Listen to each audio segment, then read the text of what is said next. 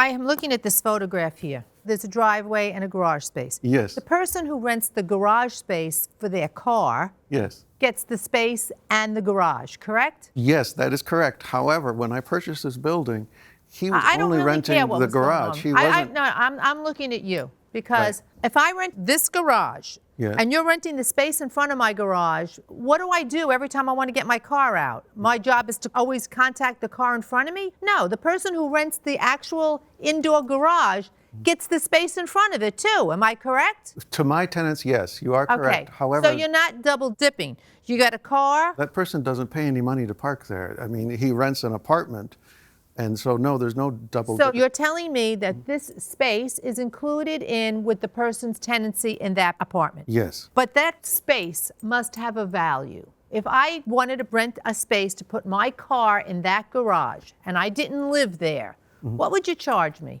To my current tenants, when I rent the garage, they get the space in front of it. That's correct. What do you charge them? About $200 a month. Okay. If they want a garage. My point is, if he's paying $200 for that garage space, why is he entitled to less use than a tenant who's putting their car in that garage? Why isn't he getting the space in front as well? The last time he informed me that he couldn't get in to his garage was 5-6 years ago, until I evicted him. For 5 years straight, there was no complaints of any issue. But you still knew that you were double dipping in that space that he had. I didn't charge. Tenants don't, when they don't get a garage, they get free parking. I'm not getting paid for the spot in front of it.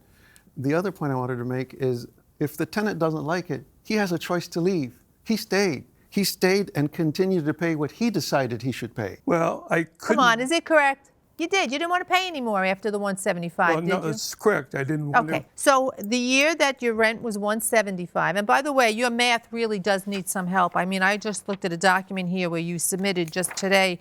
Monthly rent shall increase from $135 to $175, an increase of $35 a month. Yes, on that year. Wrong, $40 a month. 135 plus 35 does not equal 175. My point is all your numbers are all over the place. What do you do for a living? I'm a surgeon. Oh my God, I hope you don't have to count stitches or anything like that, Doc. My mother's an accountant. Your mother's an accountant. Well, that gene you didn't get. Judge Corriero? Thank you very much. A statement that you made, Mr. Keller, as to your reason for not paying the increases.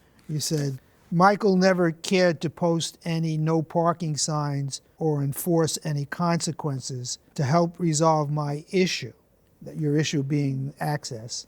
And I no longer cared to comply with his rent increases. I was paying him $175 a month, which I felt was fair for the limited access I received since he breached his duty as a landlord. You were making a deduction for the inconvenience that you felt you were undergoing as a result of Mr. Khalil's lack of attention to your problem. Basically, just not being able to use it as I had. So, Mr. Khalil, did you have a lease with the defendant? I do. Was it a month-to-month lease? Yes. And I took care of it, and I didn't hear anything since until after the eviction. So you were advised how many years before 5-6 years ago. 6 years ago.